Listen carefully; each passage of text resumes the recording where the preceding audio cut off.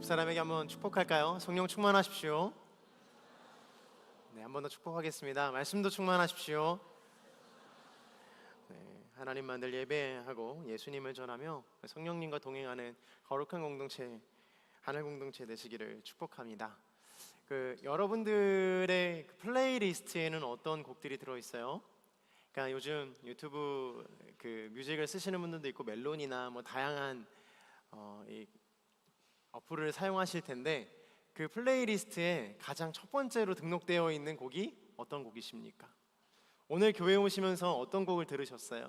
오늘은 주일이니까 CCM 한번 들어볼까? 이러면서 CCM 듣고 오셨어요? 아니면 여전히 여러분들이 좋아하는 팝송이나 어떤 가요나 이런 것들을 들으셨습니까? 요즘에 유명한 곡들이 좀 많이 있는 것 같아요. 정말 전성기가 아닐까 하는 생각이 들어요. 저는 요즘에 정말 이찬혁 씨가 만든 멸종위기 사랑이나 비비드 라라 러브, 발음도 좀 어려운데 비비드 라라 러브라든지 이런 곡들 좀 잘 즐겨 듣는 것 같습니다.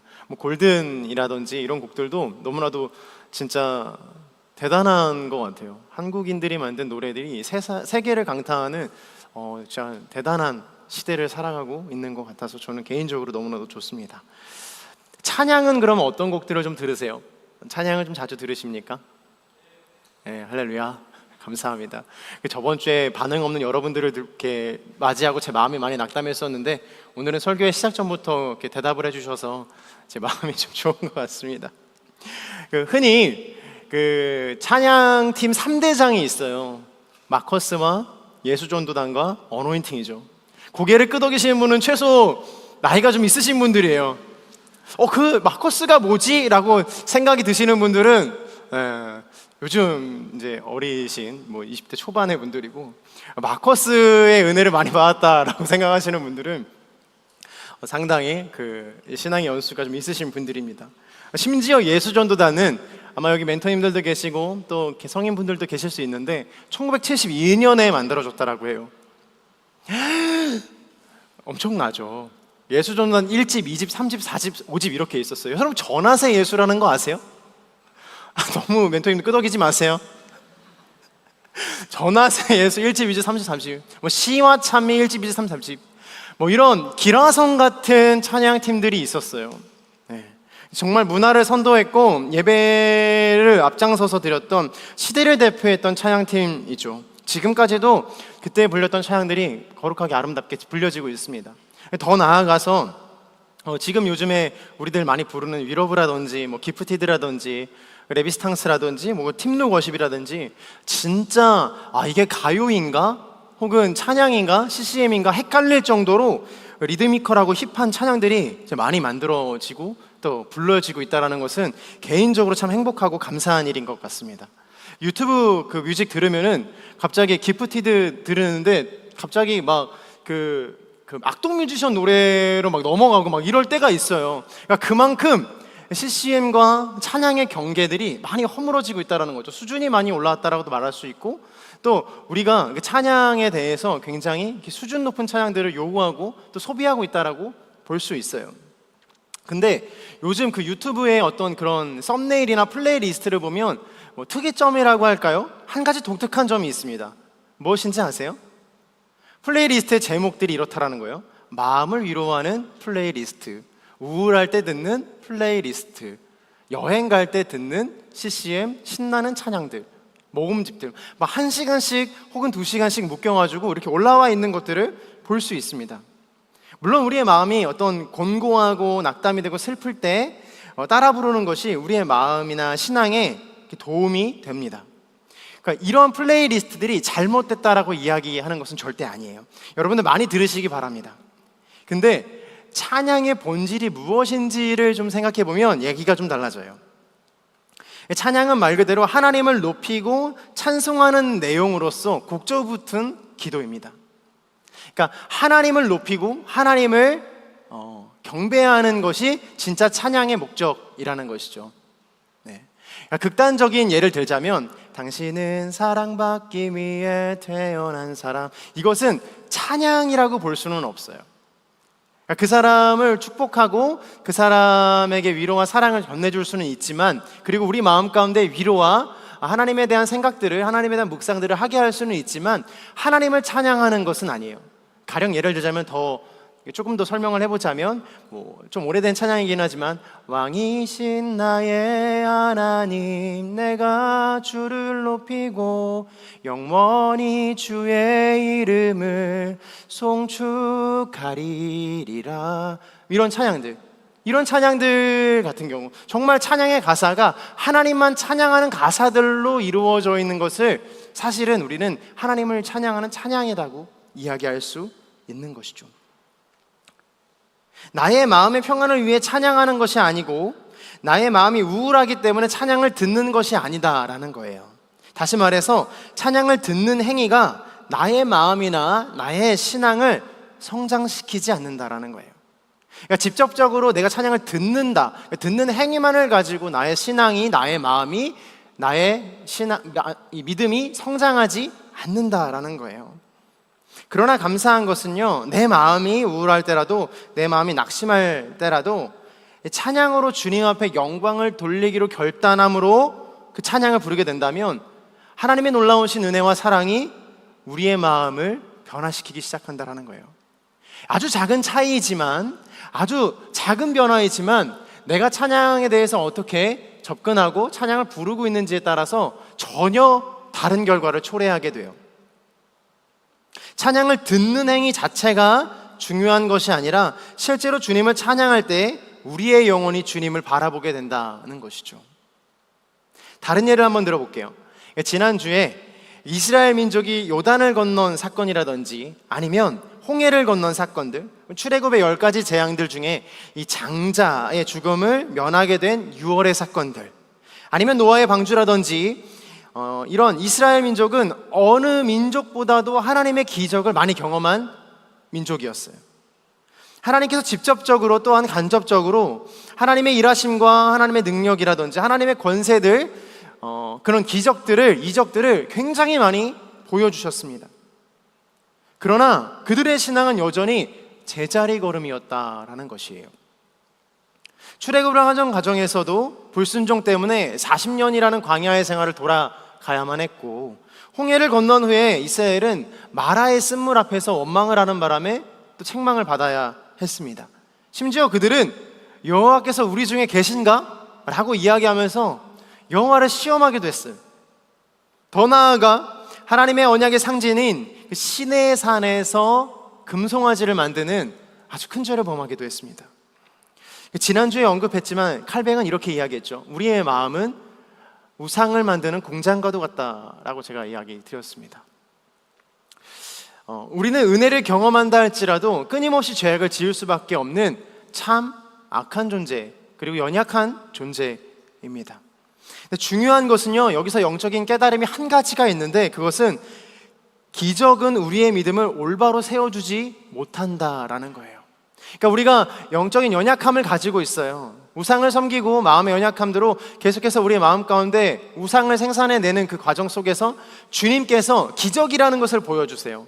주님께서 이적이라는 것을 보여주세요. 기도의 응답도 보여주시고 우리의 삶의 변화의 영역 속에서 많은 것들을 허락해 주세요. 그러나 그 모든 것들이, 그 기적이 우리의 믿음이나 신앙을 올바로 세워주는 것은 아니다라는 것이에요. 아무리 주님의 은혜와 은총으로 기적을 경험한다 할지라도 믿음을 올바로 세우는 것은 다른 문제입니다. 하나님께서 은혜를 주시고 또 문제가 해결되고 우리 삶의 영역 속에서 불가능한 영역의 일들을 가능하게 해주세요. 그렇게 해주실 줄로 믿습니다. 할렐루야. 연애하게 될 줄로 믿습니다. 내가 불가능이라고 여겼던 그 지점 속에서 하나님께의 역사하심이, 하나님의 은혜하심이 있을 줄로 믿습니다. 할렐루야. 특별히 밤하늘의 세 번째 강의는 연애 강의입니다. 한 가지를 도입하려고 하는데 오픈 채팅방을 열어서 실시간으로 물어볼 수 있는 것들을 질문을 받고 질문을 하는 그런 시간들을 좀 가지려고 해요. 그렇다고 해서 오픈 채팅방에 또 이상한 질문하고 그러면 안 돼요. 찾아냅니다.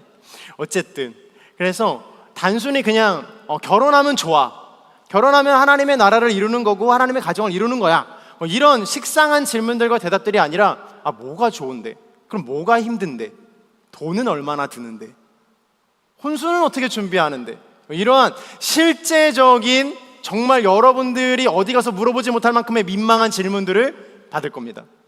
그래서 여러분들에게도 대답을 하고 나눔을 갖고 혹시나 또 그 밤에 서로에게 마음을 표현할 수 있는 이러면 안 되죠. 네, 죄송합니다. 넘어가겠습니다.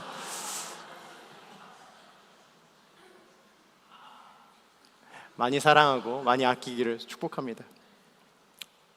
어쨌든 그런 불가능한 영역 속에서 나의 인생 가운데 기적을 경험하는 일들이 있을지라도 역설적이게도 기적 자체는 우리의 믿음을 바로 세워주지 못한다는 것이에요. 단지 우리의 어떤 기도나 우리의 간구를 들으시는 하나님께서 베푸시는 은혜인 것이죠. 그러니까 은혜를 경험한다라는 것은요, 사랑하는 여러분, 하나님이 나의 삶 가운데 계시다라는 걸 확인하는 시간들이에요.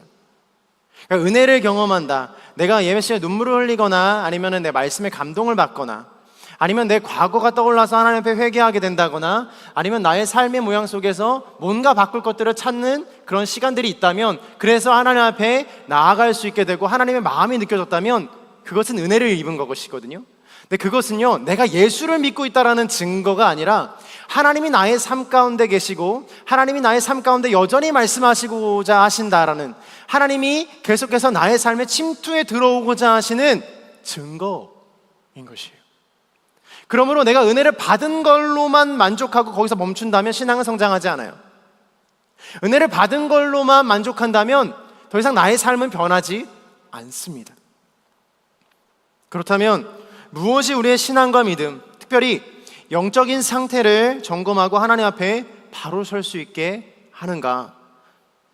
바로 하나님 앞에서 신을 벗는 것입니다. 오늘 우리 성경에서 이야기하는 것처럼 여호수아가 하나님 앞에 신을 벗었던 것, 그것이죠. 본문 15절의 말씀을 함께 보도록 하겠습니다. 15절입니다. 시작.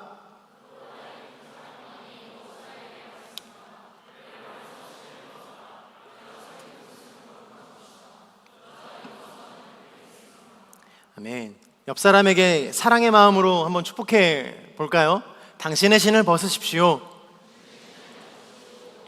할렐루야. 고대 근동에서는 신발은 단순한 물건이 아니라 지위를 상징했습니다. 수치를 상징했어요. 왕이나 신전에 들어갈 때는 신발을 벗고 들어가야 했으며, 그 의미는 나는 어떠한 권리나 주장을 하지 않고 당신에게 속해 있다라는 것을 보여주는 행위였던 것이죠. 이 종교적인 측면으로 봤을 때도 신발을 벗는다라는 것은 어떤 존중과 예의, 그 영적인 것을 뜻하기도 합니다.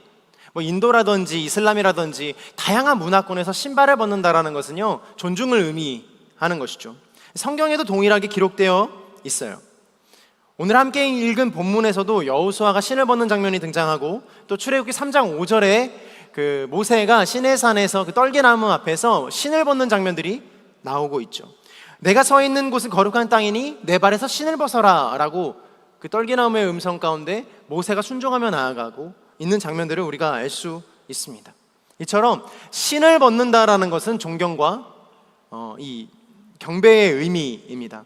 반대로 또 발을 보이는 것이 많은 문화권에서 수치나 모욕으로 해석되는 경우들도 있어요. 그러니까 단순히 이 발이라는 것이 우리가 걸어 다니는 것으로 해석되는 것이 아니라 다양한 문화권에서 여러 가지 형태로 해석되는데, 특별히 수치라든지 경배라든지 이런 문화권으로, 이런 생각으로, 이런 해석으로 이해된다는 것이에요. 그리고 오늘 본문을 보면 신을 벗는 것으로 하여금 하나님에 대한 존경과 경배를 가르치시면서 여호수아와 이스라엘 백성들에게 주님께서 한 가지를 더 가르치시는데, 바로 영적인 상태를 점검하게 하신다라는 거예요. 우리 가슴에 손을 얹고 한번 스스로에게 한번 선포해 볼까요? 하나님, 나의 영적인 상태를 점검하게 해주십시오. 다시 믿음의 선포로, 하나님, 나의 영적인 상태를 점검하게 해주십시오. 신앙생활을 하면서 믿음의 성장을 이루기 위해서 가장 중요하게 해야 되는 것 중에 하나가 바로 영적인 상태를 스스로 점검하는 것입니다. 오늘 하나님께서는요, 여호수아에게 경배를 가르치시면서 여호수아와 이스라엘 백성들에게 다시 신을 벗고 거룩한 곳으로 오라고 말씀하세요. 요단을 건너는 그때가 지금 바로 다가왔거든요. 그러니까 거룩한 곳으로 신을 벗고 오라고 하는 것보다 사실은 여호수아가 생각할 때는 누가 봐도 지금 전열을 가다듬고 다시금 요단을 건넌 기세를 몰아서 가나안으로 진격해야 되는 시기라는 것이에요. 여호수아 5장 1절을 한번 같이 보도록 하겠습니다. 시작.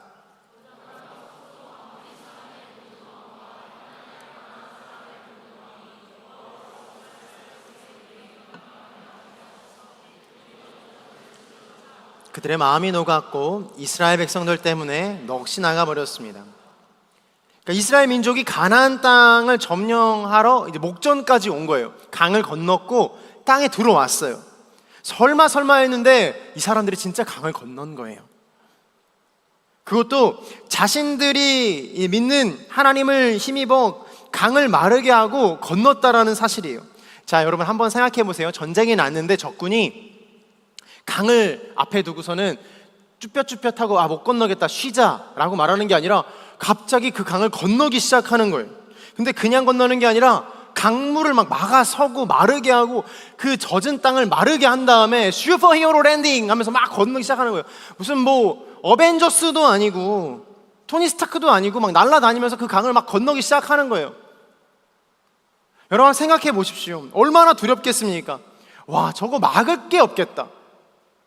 저거 드디어 결국에는 내 앞에 와서 나의 목숨을 위태롭게 하겠구나라는 생각이 들지 않겠습니까?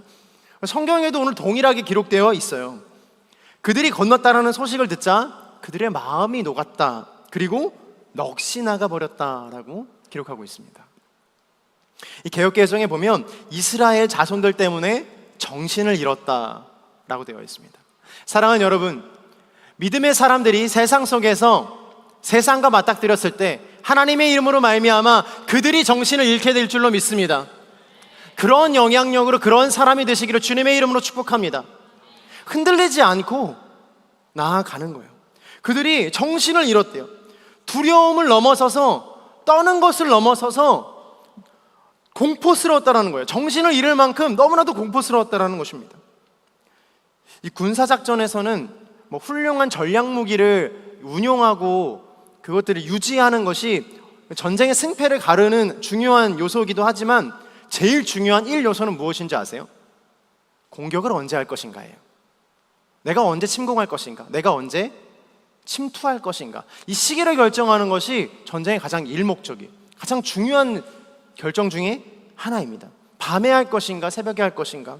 적이 가장 취약한 시간을 골라서 침투하는 것이 일반적인 전쟁의 방법이에요. 여러 가지 손자병법이나 전쟁에 관련된 유튜브들을 보면 너무나도 중요하게 누구나 다 알 수 있는 아주 기본적인 사실이에요. 가나안 민족들은요, 혼비백산했어요. 저들이 저 기세로 우리를 치러 오겠구나. 정신을 잃을 만큼 두려워서 힘겨워하고 있는 그 상황 속에서 이스라엘은요, 어떻게 했어요? 달려나가서 그들의 성문을 쿵쿵쿵 두드렸습니까? 아마 그랬다면 벌벌벌 떨면서 가나안 민족들은 성문을 열어줬을 거예요. 이스라엘은 승전가도를 달리고 있었고 기세가 하늘을 찌르고 있었기 때문이죠. 근데 이스라엘 백성들은요, 신기하게요, 그 순간에 스탑합니다. 그리고 주님께서 그들에게 유월절을 지키라라고 말씀하시죠. 오늘 본문 10절과 11절의 말씀을 함께 보도록 하겠습니다. 10절과 11절입니다. 시작.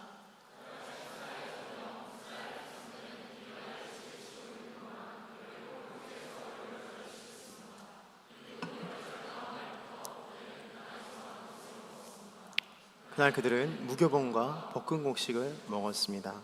다시 한번 옆 사람에게 인사해 주시겠어요? 눈을 바라보면서 당신은 어디로 가고 있습니까? 인생의 속도보다 인생의 방향이 중요한 법입니다. 너무나도 유명한 말이죠. 좋은 차는 어떤 차입니까? 여러분 차 좋아하세요? 형제들 차 좋아합니까? 네, 제가 아주 잘 알고 있습니다. 저 친구 면허가 없어요. 면허가 없지만 차를 너무 좋아하는 친구예요. 좋은 차는요, 앞으로 그러니까 빠른 속도로 달려가기만 하는 차를 우리는 좋은 차라고 부르지 않아요. 그건 그냥 빠른 차죠. 곡선의 구간을 만나도 무리 없이 돌아 나가야 되고, 전방에 장애물을 만나면 언제든지 정차할 수 있는 브레이크의 능력이 있어야 되는 거예요. 브레이킹의 능력이 있어야 되는 거예요. 무엇보다 더 훌륭한 차는요, 어떠한 상황 속에서도 생명을 지켜낼 수 있는 안전한 차여야 되는 것이죠. 이 모든 것들이 다 고르게 이루어졌을 때 우리는 그 차가 좋은 차다라고 이야기합니다. 또 한 가지는 여러분 5월 달쯤인가요? 뉴스에서 보셨을 텐데 스페이스 X가 이 슈퍼 헤비 부스터를 발사했죠. 그게 발사대에서 발사하여 대기권을 진입한 후에 다시 발사대로 돌아오는 장면 여러분 보신 적 있으신지 모르겠어요. 보셨습니까? 혹시 아직 못 보셨으면 한번 보세요. 진짜 놀라운 장면이거든요. 로켓가 발사했다가 보통은 다 바다로 떨어지거든요. 그냥 추력을 잃고 그냥 추락해요. 근데 그것을 다시 발사대로 돌아오게 만들었어요. 누가요? 우리 훌륭하신 일론 머스크 형님께서 그렇게 만드셨죠. 세상의 모든 로켓이 오직 하늘로만 치솟을 때 일론 머스크는 다시 지구로 돌아오는 발사대를 만들었다라는 거예요. 다시 지구로 발사대로 돌아오는 길을 열었다라는 것입니다. 우주를 빨리 정복하고 앞으로 미래로 나아가야겠다라는 어떤 그런 열망보다, 새로운 것을 도약하겠다라는 열망보다 오히려 머스크는 돌아오는 것을 더 생각했어요. 더 집중했어요. 어쩌면 속도보다 방향을 더 생각했을지도 모르겠어요. 정복하는 것보다 다시 가는 방법을 고민했는지도 모르겠습니다. 이렇듯 우리 인생에서요, 속도보다 중요한 것은 생각보다 많이 있습니다. 신앙도 마찬가지입니다. 내가 아무리 빨리 간다 할지라도 그 방향이 다르다면, 그 방향이 정확하지 않다면 돌아가기 마련이에요. 돌아가서 가기라도 하면 다행이죠. 길을 잃어버리고 도저히 돌아갈 수 없는 지경까지 이르게 되면은 그 인생이 어떻게 되겠습니까? 리셋할 수 있겠습니까? 그럴 수 없어요, 여러분. 인생 한 번뿐이지 않습니까? 한 번뿐이어서 내 맘대로 살아가는 인생이 되는 것이 아니라 한 번뿐이기 때문에 주님의 방향대로, 주님의 뜻대로 살아가야 되는 거예요. 이스라엘 민족도 마찬가지였어요. 눈앞에 성공과 그 이루는 성취가 손 내밀면 닿을 곳에 승리가 있었어요. 그러나 주님께서는 이 중요한 때에 유월절을 지키자라고 이야기하는 거예요. 아울리치들 이제 많이 다녀오셨을 텐데 막 분주하게 막 준비하고 이거 해야 되는데 해야 할 거 엄청 쌓여있고 지금 워십 연습해야 되는 나 저주받은 육체여가지고 몸을 도대체 어떻게 움직여야 될지도 모르는 상황 속에 있는데 워십 연습 한 번 더 해야 되고 지금 연극 연습 한 번 더 해야 되고 나 가가지고 막 닭 삶아야 되는데 네, 닭 삶은 팀이 있어요. 새벽 4시에 일어나서 닭 삶았대요. 그 얘기 듣고 제가 정말 너무나 훌륭하다고 생각했어요. 근데 그 순간에 중보기도 팀장이나 팀장이 갑자기 이야기하는 거예요. 야, 예배하자. 저 답답한 사람을 보십시오, 주님. 지금 해야 할 게 태산인데, 지금 내 저주받은 육체가 지금 이 모양 이 꼴인데 한 번이라도 더 연습을 해야 창피하지 않을 수 있지 않습니까? 이렇게 생각할 수 있어요. 근데 여전히 주님께서는요, 그 바쁘고 그 힘들고 해야 할 것들이 산적한 그 순간에 나와 함께 예배하자라고 이야기하시는 거예요. 조금은 답답할지도 모르겠어요. 조금은 나의 마음이 그 마음이 이해가 되지 않을 때도 있을 것 같아요. 유월절은요, 여러분들 잘 아시다시피 출애굽 당시의 마지막 재앙이었던 이 장자의 죽음을 넘어가는 것이에요. 애굽에서의 장자는 모두 죽고 이스라엘 자손들이 문설과 문지방에 어린 양의 피를 바르면 그 죽음의 영이 그 문을 넘고 넘어갔다라고 해서 유월이라고 부르는 거예요. 죽음을 유월시켜 주신 것, 죽음을 면하게 되는 사건이죠. 그래서 유월절에는요, 이 장자의 죽음을 면하게 하신 주님의 은혜를 기억하고자 쓴나물을 먹습니다. 그 쓴나물을 먹으면서 이때 이런 죽음이 넘어갔었지, 주님의 은혜가 있었지라고 기억하는 것이죠. 내가 가장 최선을 다해 달릴 수 있을 때 주님은 멈추어 서서 하나님의 은혜를 기억하고 하나님을 바라보라라고 말씀하세요. 하나님의 스탑사인은 내가 죄악 가운데 있을 때, 그리고 내가 낭망하고 실망하고 하나님을 떠날 때 스탑, 너 거기 아니야 라고 말씀하시기도 하시지만, 내가 성공의 가도를 다리고 내가 아무런 문제가 없고 내 인생 가운데 하나님의 은혜가 충만할 때라도 하나님께서는 스탑 사인을 주신다라는 거예요. 사랑하는 하늘 공동체 여러분, 여러분의 삶의 모습 속에서 모든 것이 잘 되고, 그리고 나의 힘과 나의 능력들이 충분히 있음에도 주님께서는 영적인 방향성을 체크하기를 원하십니다. 그래서요, 영적인 방향성을 체크하고 그 길로 어떻게 나아갈지를 고민해야 되는 것은요, 신앙이 좋고 나쁨에 따라서 해야 되고 안 해야 되는 선택의 여지가 있는 것이 아닙니다. 모든 사람이 하나님 앞에서 계속해서 영적인 상태를 체크하고 나의 삶에 있어서 영적인 숨이 불어오는지 불어나가는지, 나의 영혼은 숨을 쉬고 있는지 나의 영혼은 죽어 있는지에 대해서 체크해야 된다는 것이에요. 어거스틴은 자신의 고백록에서 이렇게 이야기했습니다. 나의 교만은 나의 쇠락이었고 주님을 찾을 때만이 나의 인생의 진정한 전성기였다 고백합니다. 전성기의 순간에도 주님을 찾지 못한다면 오히려 그 전성기는 나의 인생의 몰락의 시작이라는 거예요.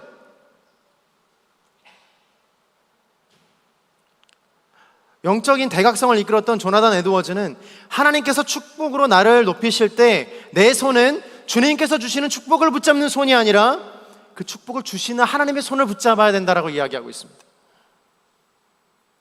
사랑하는 여러분, 저는 여러분들이 정말로 사회나 학교나 직장이나 가정에서 선한 영향을 끼치고 다른 사람들보다 더 잘 되어서 영적인, 그리고 하나님의 크리스천, 놀라운 이 시대를 이끌어가는 놀라운 크리스천이 되시기를 주님의 이름으로 축복합니다. 여기에서 이 나라를 이끌어갈 영적인 사람들, 시대를 이끌어갈 기업인들과 정치인들이 나오기를 주님의 이름으로 축복합니다. 그러나 그때에도 여전히 나의 손은 주님의 손을 붙들고 있어야 된다는 거예요.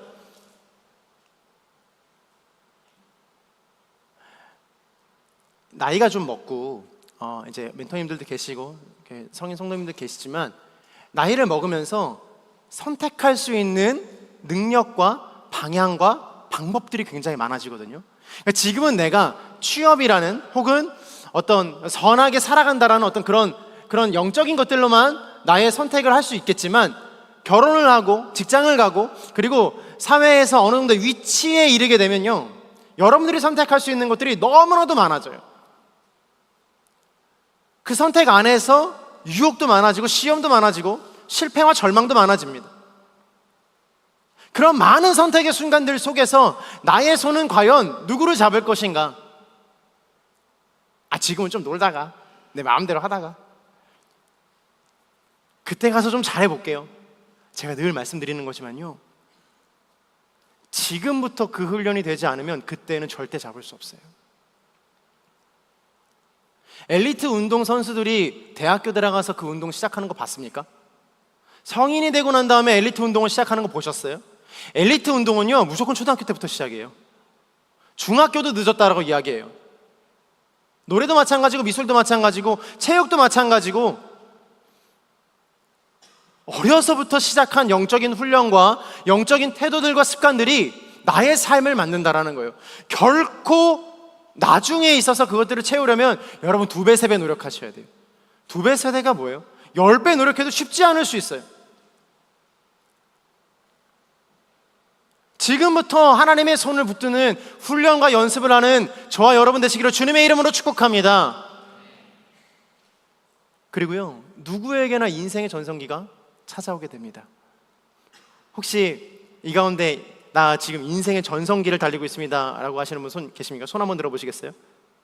밥 좀 얻어먹게요. 손 한번 번쩍 들어보세요. 인생의 전성기는 내가 왔는지 안 왔는지 잘 알 수 없겠지만 분명히 인생의 전성기가 와요. 목회자의 전성기는 아쉽게도 50대래요. 한참 남았어요. 그래서 저는 소망이 있어요. 지금 조금 실망하고 실패하고 부족해도 아직 전성기가 오지 않았다라는 믿음으로 열심히 달려갈 수 있는 것이죠. 근데 그 인생의 전성기가 찾아온 순간에 하나님을 선택하고 하나님을 바라고 하나님의 손을 붙드는 사람이 되어야 된다는 것이죠. 모든 일들이 약속한 것처럼 잘 될 때가 있어요. 기도 좀 안 해도, 찬양 좀 부르지 않아도, 예배에 좀 나오지 않아도, 예수님과 동행하는 것 같지 않아도 나의 삶에 있어서 사실은 여러분 아무런 문제가 없습니다. 지금 당장 어떠한 것도 바뀌지 않고 여전히 여러분들의 삶은 잘 될 거예요. 그러나 나의 영적인 상태는 점점 숨을 잃어가고 있는 것이에요. 그래서 우리는 계속해서 나의 영적인 상태를 주님 앞에서 점검해야 되는 것입니다. 아무런 문제가 없는 것 같이 보여도 나의 영혼이 숨을 먹게 되면 우리는 주님과 너무나도 멀어지기 때문이죠. 언젠가는 나의 영혼이 그렇게 죽어버리게 된다면 다시금 나의 육체도, 나의 삶도, 나의 인생도 하나님 앞에 돌아오기가 너무나도 어렵습니다. 영적인 이 상태를 체크하는 3가지 방법을 여러분들과 함께 나누려고 합니다. 첫 번째는요, 내가 말씀을 대하는 태도가 어떠한가입니다. 옆 사람에게 한번 인사할까요? 당신은 말씀을 어떻게 대하고 계십니까? 히브리서 4장 12절의 말씀을 함께 보도록 하겠습니다. 우리 큰 소리로 같이 봉독하겠습니다. 시작.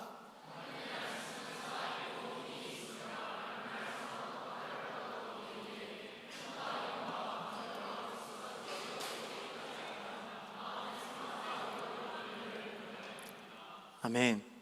하나님의 말씀은 살아있고 힘이 있다고 기록합니다. 그리고 양날선 어떤 칼보다 예리하여서 혼과 영과 관절과 골수까지도 다 찔러 쪼갤 수 있다고 이야기하고 나의 생각과 마음을 분별해낸다라고 이야기합니다. 그러니까 말씀이 마치 리트머스 용지 같은 거예요.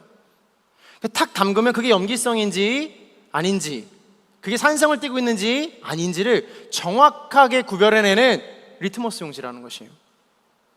이게 어떻게 작용을 하는가? 내가 말씀을 읽을 때, 말씀을 대할 때 내 마음의 태도를 보면 알 수 있어요. 더 이상 말씀이 내 귀에 들리지도 않고 말씀을 읽는 것도 그냥 읽겠는데 말씀을 읽는 내내 부정적인 생각들이 들 때가 있어요. 정말 답답하다. 이거 읽는다고 변할까? 졸려 죽겠다. 전혀 이 말씀이 나에게 도움이 되지 않는데 나는 지금 이 말씀이 무슨 말을 하는지도 모르겠고 전혀 알 수 없겠다. 계속해서 그러니까 읽는 거를 넘어서서 읽지 못하고 그러니까 멀리하는 거를 넘어서서 말씀을 읽는 내내 부정적인 마음이 들 때가 있어요. 실제로 그렇습니다. 근데 사랑하는 여러분, 그거 사단이 주는 음성이거든요.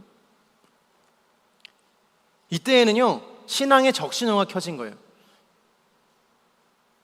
말씀을 읽는데도 말씀을 대하는데도 전혀 겸손함이 없고 목이 뻣뻣한 민족처럼 그냥 말씀을 대하는 태도 자체가 말씀 그까짓 거 뭐라고, 나의 인생은 내가 잘하면 되지, 내가 인생 가운데 얼마나 지금까지 수고해 왔는데 말씀은 나에게 아무 영향력이 없어 라고 이야기할 때가 있어요. 그때는요 빨리 신앙의 도움을 받을 수 있는 동역자들이나 믿음의 선배들을 찾아가야 됩니다. 함께 기도해 줄 수 있는 동역자나 목회자를 찾아오셔도 좋습니다. 이것은 단순히 읽기 힘든 거를 넘어서는 거예요. 그러니까 말씀 자체가 너무 싫은 거예요. 뭔 이렇게 하지 말라는 거 투성인가. 왠지 모를 반항심도 생기고 예배도 이제는 도저히 드릴 수 없겠다. 내가 무슨 마음으로 예배를 드리나. 이제는 끝이다. 나가자. 아우 지겨워. 맨날 매주 와만 맨날 회개 나가라 그러고 맨날 너 죄인이라고 이야기하고 이거 도저히 이제는 내가 못 듣고 있겠다. 나가자. 그만하자. 이렇게 되는 거예요. 그러지 않게 되기를 주님의 이름으로 축복합니다. 말씀을 한번 깊게 한번 묵상해 보세요. 짧은 말씀이라도 하나님께서 주시는 말씀이 오묘하고 달 때가 있어요. 그것을 경험하면요 정말 너무나도 달콤해서 그 말씀을 묵상하고 또 묵상하게 돼요. 이 C.S. 루이스의 스크루테이프의 편지라는 책이 있습니다. 들어보신 분 있으세요? 이 책은 좀 특이해요. 그러니까 보통 신앙의 서적이라고 이야기하면 그러니까 하나님을 어떻게 믿을 것인지, 하나님의 은혜는 무엇인지에 대해서 서술하고 기술하거든요. 근데 이 스크루테이프의 편지, 이 C.S. 루이스의 책은요, 이 스크루테이프라는 사탄이 있어요. 그 사탄이 상급 악마이거든요. 그러니까 좀 레벨이 좀 있는 보스몹 같은 그런 사탄이에요. 그리고 그의 조카 워무드, 걔는 약간 하급, 쪼렙 표현이 맞나요? 예. 예. 던전에서 그냥 지나가는 약간 그런 몹들 있잖아요. 잡아도 아무런 소용도 없는 그런 하급 그런 악마예요. 그 악마에게 이야기하는 거예요. 스크루테이프가 워무드에게 쓴 편지인 거죠. 어떻게 하면 하나님을 믿지 않게 할 수 있는가에 대해서 서술하고 있어요. 그러니까 사단의 입장에서 쓴 하나님과 그의 백성이 멀어지게 하는 기술서 같은 것이죠. 네. 그러니까 성경이 하나님과 친밀해지기를 바라는 마음으로 썼다라고 가정한다면 스크루테이프의 편지의 책은 어떻게 하면 사단의 입장에서 하나님과 멀어지게 할 수 있을까를 기록해 놓은 것이에요. 약간 어려운 부분이 있지만 여러분 한번 읽어보세요. 아, 사단은 이런 방법을 쓰는구나라고 깨달음을 얻을 수 있어요. 근데 그 책에 이렇게 기록되어 있습니다. 그가 어떤 성경을 읽는다면 텍스트를 곧바로 하나님께로 이끌리지 않게 하고 대신 자기 생각이나 습관적인 연상으로 빠져들게 하라라고 기록되어 있습니다. 그러니까 성경을 읽어도 괜찮다, 너가 교회도 가도 괜찮아, 너가 기도해도 괜찮아, 너가 찬양을 부르는 것도 괜찮아, 다 괜찮은데 그 모든 것들이 하나님께로 이끌려 가는 것만 막으면 된다라고 이야기하는 거예요. 그거를 막기 위해서 자기 생각이나 습관적으로 하는 연상들을 떠올리게 해서 하나님 앞에 나아가지 못하게 하는 것이죠. 사랑하는 여러분, 아마 성경 통독 많이 하실 텐데 성경 통독 안 될 때가 있어요. 그때는 어떻게 하는지 제가 팁을 드릴게요. 넘어가시는 거예요. 안 되는 걸 붙잡고 있으면 안 돼요. 도저히 이해가 안 되는데 읽는다고 그건 이해가 되지 않거든요. 그럼 다음 챕터로 넘어가야 되는 거예요. 다음 챕터에는 어떤 이야기가 나를 기다리고 있을까? 다음 챕터에는 하나님께서 나에게 뭐라고 말씀하실까? 다음 성경에는, 마가복음에는, 누가복음에는, 요한복음에는 다른 어떠한 이야기들이 있을까? 아, 복음서가 끝나면 와, 사도행전에는 어떤 이야기들이 있을까 하면서 기대하는 마음으로 넘어가는 거예요. 그러시면 돼요. 기도도 마찬가지예요. 기도가 정말 안 될 때가 있어요. 그때는 어떻게 하는지 아세요? 그때는요, 다른 방법으로 기도하는 방법들을 찾아야 되는데 우리가 생각할 때 기도라는 것은 마치 거룩한 어떤 행위와도 같다라고 생각할 때가 많아요. 그래서 교회에 와서 내가 정말로 막 뜨겁게 기도하고 막 옆 사람 보면은 쟤 뭐야? 무슨 말인지 알아듣지도 못하는데 막 방언 같은 거 하네? 나도 그렇게 해야 되나? 라고 생각이 들 수 있을 것 같아요. 이쪽을 봤더니 얘는 울고 있어. 얘는 뭐야? 울어야 되나? 기도는 저 정도까지는 해야 되나 봐 라고 생각할 수 있겠지만 사실은 기도는 그런 게 아니에요. 기도는 그냥 하나님과 대화하는 거잖아요. 그래서 사실은 언제 어디서든 할 수 있는 거예요. 그러한 측면에서 기도의 방법을 바꿀 수 있어요. 저는요, 걸어다니면서 눈 뜨고 기도해요. 사랑하는 주님 감사합니다. 하나님의 은혜와 사랑 안에서 이렇게 갈 수 있어서 너무 감사해요. 이렇게 기도해요. 그냥 걸어다니면서 기도할 때도 있어요. 기도의 방법들이 너무나도 다양하죠. 시편을 읽으면서 기도할 수도 있는 거예요. 그리고요, 한 가지 더 중요한 것은요, 인간은요 아주 단시간에 그러니까 예를 들어 5분이면 5분이라는 시간 안에서 한 번도 집중력을 놓치지 않고 기도하는 것은 사실 불가능하대요. 그러니까 우리가 딴 생각을 하는 게 어쩔 수 없는 거예요. 그러면 딴 생각이 들 때 어떻게 해야 되는가? 중요한 것은요, 들자마자 다시 돌아오는 것이 중요한 거예요. 그러니까 내가 딴 생각이 들었다라고 해서 기도를 포기하는 그런 실수를 하지 않게 되기를 축복합니다. 딴 생각이 들 수 있어요. 바로 돌아오는 거예요. 말씀을 읽다가 말씀의 어떤 그런 반항적인 말들이 생각날 수 있어요. 그때 다시 내 마음을 붙잡고 돌아오는 거예요. 그 훈련을 해야 하는 것이죠. 또 한 가지 성경에 대한 오류와 착각들이 있습니다. 이 성경을요, 어떤 감정 회복의 도구쯤으로 왜곡시켜서 이해하는 것이에요. 성경을 보면 좋은 말씀들이 너무 많지 않습니까? 잠언이나 전도서나 너무나도 좋은 말들이 많아요. 도덕적으로나 윤리적으로나 이 성경의 말씀만으로도 지켜 살아가면 정말 너무 훌륭한 사람의 모습으로 살아갈 수 있을 만큼 좋은 도덕 지침서 같은 책이 바로 성경이에요. 그러나 그것이 다가 아니라 성경이 말하는 진리들이나 예수님의 구원의 복음들이 우리의 삶을 쪼개지 못하도록 사단은 거기까지만 하라고 이야기하는 거예요.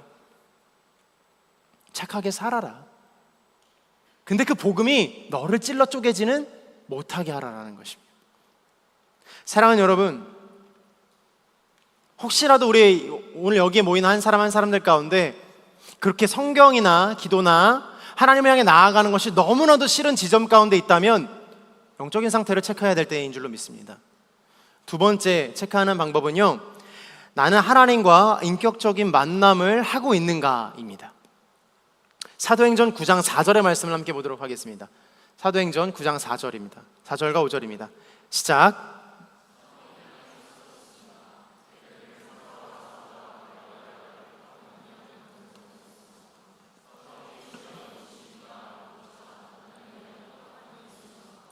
아멘. 바울이 이 다메섹 도상에서 부활하신 주님을 만나는 장면이지 않습니까? 사울아 사울아 내가 어찌하여 나를 박해하느냐라고 주님께서 물으십니다. 사울이 그 음성을 듣고 완전히 그의 인생이 변하는 순간을 맞이하게 돼요. 아주 결정적인 순간이죠. 삶의 방향이 완전히 바뀌는, 180도 바뀌는 것을 경험하게 됩니다.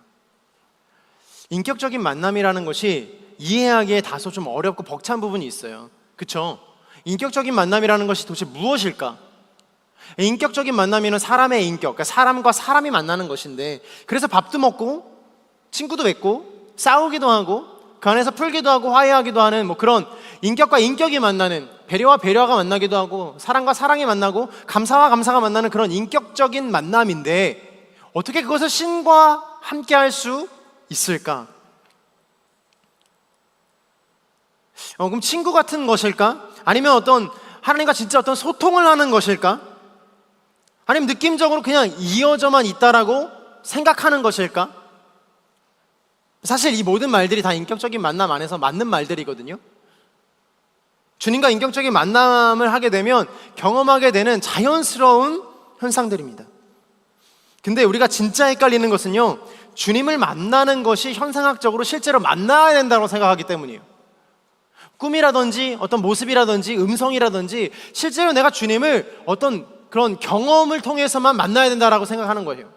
사랑하는 여러분, 축복합니다. 그럼에도 불구하고 저는 여러분이 주님을 실제로 기도 중에, 그리고 말씀을 읽는 중에, 찬양하는 중에 만나게 되기를 주님의 이름으로 축복합니다. 성령의 임재와 역사 속에서 실제로 예수님이나 하나님이나 그 존재를 확인하고 경험될 수 있어요. 아마 여기에 그러신 분들 있을 수 있어요. 그러나 그것들이 되지 않더라도 우리는 이미, 잘 들어주세요, 하나님과 인격적인 만남을 맺고 있다는 것이에요. 왜냐고요? 여러분들이 기도를 하는 순간부터 여러분의 주님의 이름 하나님! 이라고 그 이름을 부르는 순간부터 인격적인 만남이 시작되는 거예요. 이름을 부른다라는 건 그런 의미거든요.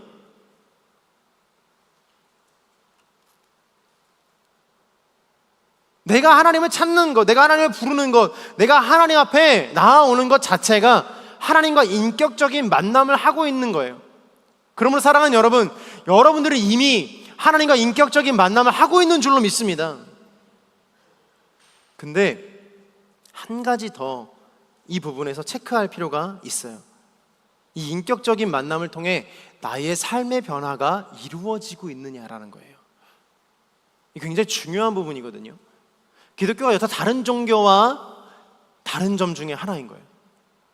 사도 바울이 이야기했던 과연 나의 삶의 열매가 있는가? 예수 그리스도를 믿음으로 말미암아 나의 삶이 변화되었는가? 하용조 목사님이 그러셨다고 하죠.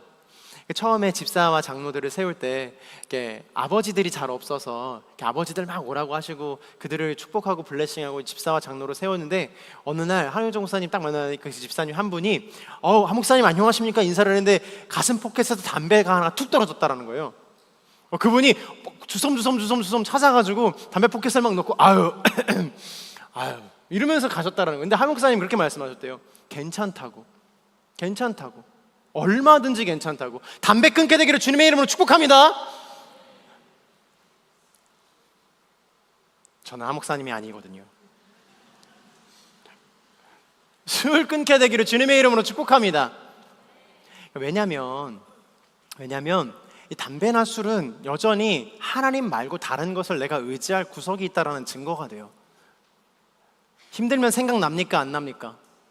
아멘하면 안 돼요. 힘들면 생각나요? 안 나요? 그것부터 생각나는 거예요.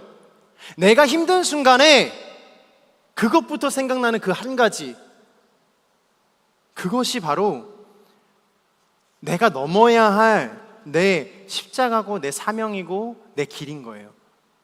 지금은 그게 그냥 단순히 어떤 술과 담배일지 뿐이지 모르겠지만, 그게 커지면요 정말 넘기 힘든 산들을 만나게 되어 있어요. 그러한 변화들이 우리의 인생 가운데 나타나고, 더 나아가서 잠깐 하는 것이 아니라 지속적으로 하나님 앞에서 성령을 체험하고 경험하고 변화되어야 된다는 것이죠. 영성이란요, 여러분 어딘가에 지금 기록하시는 분 많은데 잘 적어두세요. 영성이란 오랫동안 같은 방향으로 걷는 것을 이야기해요. 그러니까 내가 영성 있는 사람이라고 이야기한다면 오래도록 주님의 길로, 오래도록 주님을 향해 걷는 사람들이 영성가들인 거예요. 한 방향으로 꾸준하게 주님을 향해서 달려가는 것. 단순 한 번의 선택이나 순간의 사건들이 나를 이룰 수 없어요. 나의 영적인 수준을 높이기 원한다면 하나님을 인격적으로 만나고 나의 삶을 고치고 돌아보며 예수님처럼 한 방향으로, 한 길로 계속해서 걸어가야 된다라는 것이에요. 마지막 세 번째는요, 이게 제일 중요한데, 나의 대적이 누구인지 아는 거예요. 나의 대적을 아는 것. 오늘 말씀 13절과 14절의 말씀을 함께 봉독해 보도록 하겠습니다. 13절과 14절입니다. 시작.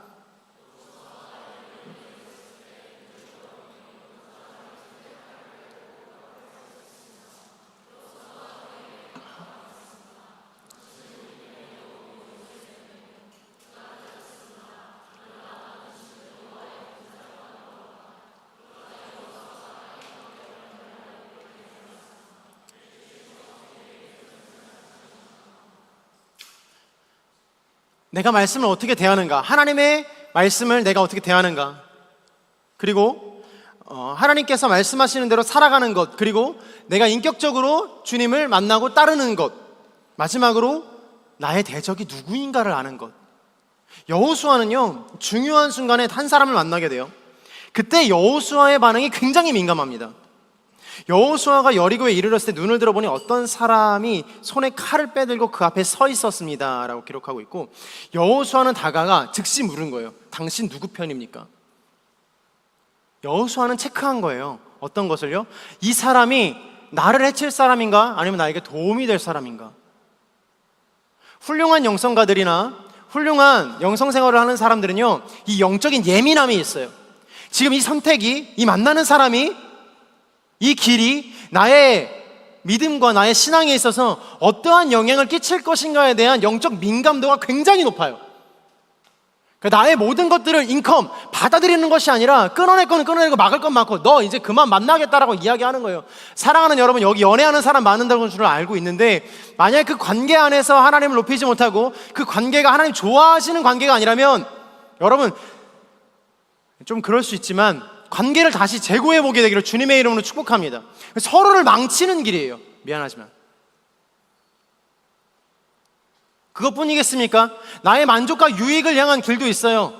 이 사람이 나에게 오면 나의 인생이 잘 될 것만 같고 나의 인생에 도움이 될 것만 같지만, 뒤돌아서 생각해보면 나의 영성이나 나의 믿음이나 나의 신앙이나 모든 것들이 망가지고 모든 것들이 무너질 것이 눈에 뻔한데도 불구하고 쫓아가는 거예요. 사랑하는 여러분, 어릴 때부터, 연소한 나이일 때부터 영적인 민감도가 높아지기를 주님의 이름으로 축복합니다. 어떠한 상황을 바라볼 때마다, 내가 무슨 상황이나 누구를 만날 때마다 영적인 민감도가 높아서 주님이 원하시는 것이 무엇인지, 이 길이 바른 길인지, 이 길이 옳은 길인지, 이 사람이 나에게 이야기하고 있는 것이, 지금 이 사람이 나에게 다가오고 있는 것이 주님이 원하시는 길인가, 나를 살릴 길인가, 나를 죽일 길인가를 구별해야 된다는 거예요. 그렇다고 해서 순모임 때 사람이 나누고 있는데 이런 무서운 눈으로 쳐다보면서 이 사람이 나에게 도움이 될 사람인가 아닌가를 판단하고 그러지 마시고, 아실 거예요 여러분들. 지금 제가 무슨 말씀을 여러분들에게 드리고 있는지 아실 거예요. 혼란한 시대 가운데, 혼란한 인생 가운데 하나님의 말씀으로 분명하게 서면 구별될 수 있어요. 분별할 수 있어요. 영적인 상태가 흐릿할 때는 아군과 적군을 구별할 수가 없는 거예요. 어떤 길이 주님의 길인지 어떤 것이 사단의 유혹인지 알 수 없는 거예요. 근데 여호수아는요, 오늘 그 사람 만나자마자 너 어디서 왔냐라는 게 물어보는 게 아니라 밥은 먹었냐라고 물어보는 것이 아니라 너 누구 편이냐라고 물어보는 거예요. 너의 사이트에선 지금 누가 주인이냐라고 물어보는 거예요. 사랑하는 여러분, 때로는 우리의 길 안에서, 우리의 인생 안에서 그것들을 구별해내기가 쉽지 않아요. 그러나 주님께서는요, 그 순간에 분명히 알려주세요. 어떠한 사인이라도 어떠한 음성이라도 들려주십니다. 힌트를 주신다라는 거예요. 왜냐하면 주님은요, 그 혼란한 시대 속에서 우리가 주님의 사람으로 살아가기를 누구보다 원하시는 분이시기 때문에 그래요. 누구보다 간절히 원하시는 거예요. 시험에 빠지지 마라, 넘어지지 마라, 옳은 길로 가라, 주님의 뜻대로 가라, 선하신 주님을 따라라라고 누구보다 강력한 마음으로 우리를 이끌고 계시다라는 거예요. 그런 주님이 내가 넘어지고 내가 쓰러져 있는 순간에 우리의 마음 가운데 알려주십니다. 내가 어떠한 이야기를 듣고 어떻게 살아갈 것인가. 다시 풀어서 얘기하자면 내가 피해야 되고 나의 대적이 되는 것이 무엇인가에 대해서 명확하게 깨달아야 된다는 것이에요. 나의 영적인 상태를 점검하는 방법 3가지입니다. 사랑하는 여러분, 여호수아는 훗날 나중에도 나누겠지만 나와 내 집은 여호와만을 섬기겠다라고 고백을 해요. 그 말이 무슨 말입니까? 나의 주인은 하나님이시다라는 거예요. 뿐만 아니라 나와 함께 거하는 모든 사람들의 주인은 여호와시다라는 거예요. 내가 섬길 분은 오롯이 주님 한 분이십니다라고 고백하는 거 아니겠습니까? 여호수아는 자신에게 다가온 사람이 대적이었다면 그 자리에서 칼을 빼들어서 싸웠을 거예요. 여러분, 죄악 가운데 그렇게 싸우고 계십니까? 영적인 분별력을 가지고 스스로의 영적인 체크업을 하시면서 내가 하나님 앞에 바로 서기를 바라면서 말씀이 영과 혼과 육을 쪼갠다라는 그 말씀을 내 마음 가운데 새기며 말씀으로 나의 삶을 견인하게 하십니까? 제가 이 자리에서 축복의 말을 할 수 있어요. 여러분 공부 잘하십시오. 그걸로 위해 기도하겠습니다. 여러분 좋은 연애 하십시오. 좋은 사람 만나십시오. 그렇게 될 것입니다. 여러분 성공하십시오. 돈 많이 버십시오. 그런 은혜의 말들과 축복의 말들은 얼마든지 할 수 있습니다. 죄송합니다. 인터넷 찾아보면 그런 설교나 그런 말들이나 그런 책들은 무수히 많습니다. 근데 실상 우리의 삶은 그렇지 않잖아요.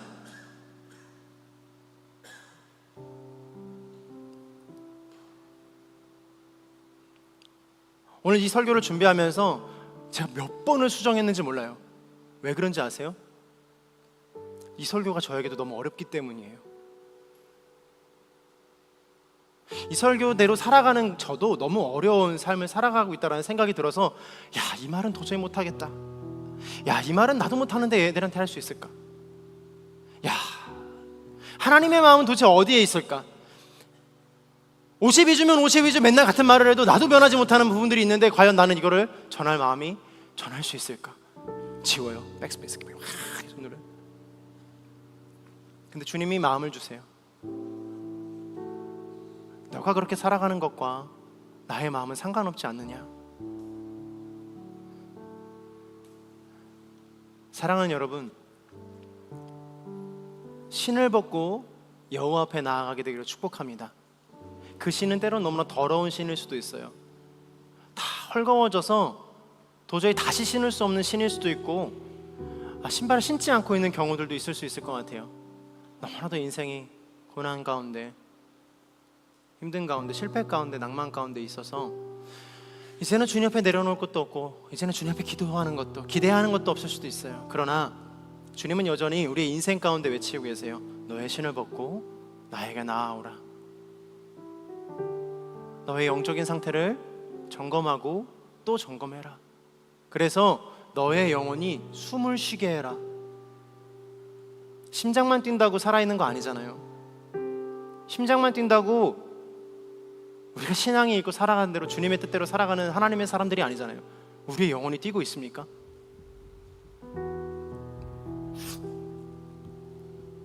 우리의 영혼이 뛰고 있냐고요? 저는 그럴 때가 있었어요. 어떨 때는 기도원에 갔는데 기도원 먼 발치에서 십자가만 보는데도 눈물이 너무 많이 나는 거예요. 기도원에 걸어 들어가고 있는데 울면서 걸어 들어가고 있는 거예요. 근데 요즘 제가 안 그래요, 여러분. 모르겠어요. 저도 그래요. 근데 여전히 주님께서는 저의 마음 가운데 말씀하세요. 너의 영혼의 심장을 뛰게 할 수 있을 만한 것들이 있느냐? 너의 영혼의 심장은 뛰고 있느냐? 너의 영혼의 심장은 하나님을 향해 있느냐? 너의 영혼의 심장은 주님을 사랑하여서 언제든지 달려나갈 수 있는 심장이 있느냐? 라고 말씀하세요.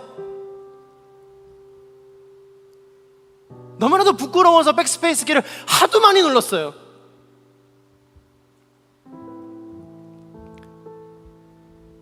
사랑하는 여러분, 인생은 오래 살아야 70이요 80이라고 잠언에 기록되어 있어요.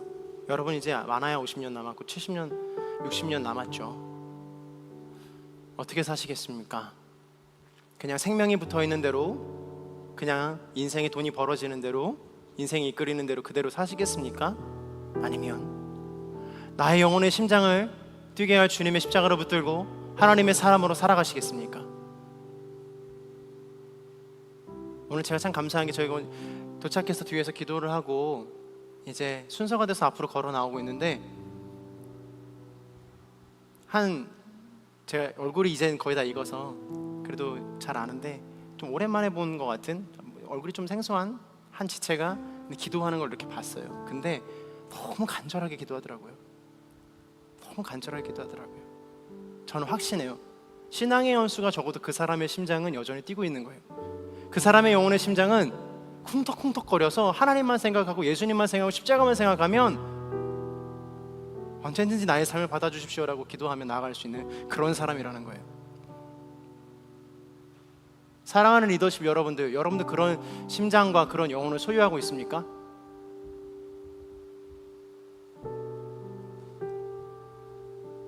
언제든지 혼자 예배해도 하나님 앞에서 1시간이고 2시간이고 하나님께 무릎 꿇고 기도할 수 있는 사람이십니까?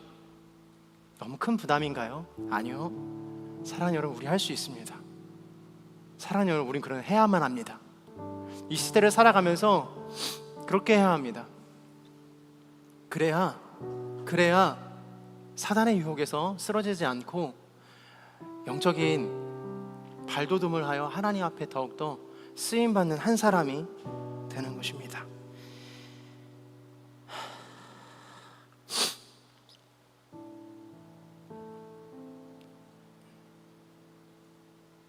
기도하겠습니다. 시간 한번 같이 기도할 때 이렇게 기도합시다.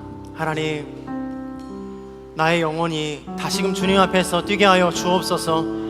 하나님, 잠잠했던 나의 영혼이 주님 앞에서 하나님 외치며 달려나가는 하나님의 영혼이 되게 하여 주옵소서. 이 시간 이렇게 원하시는 분들마다 주여 한번 외치며 기도하며 나아가도록 하겠습니다.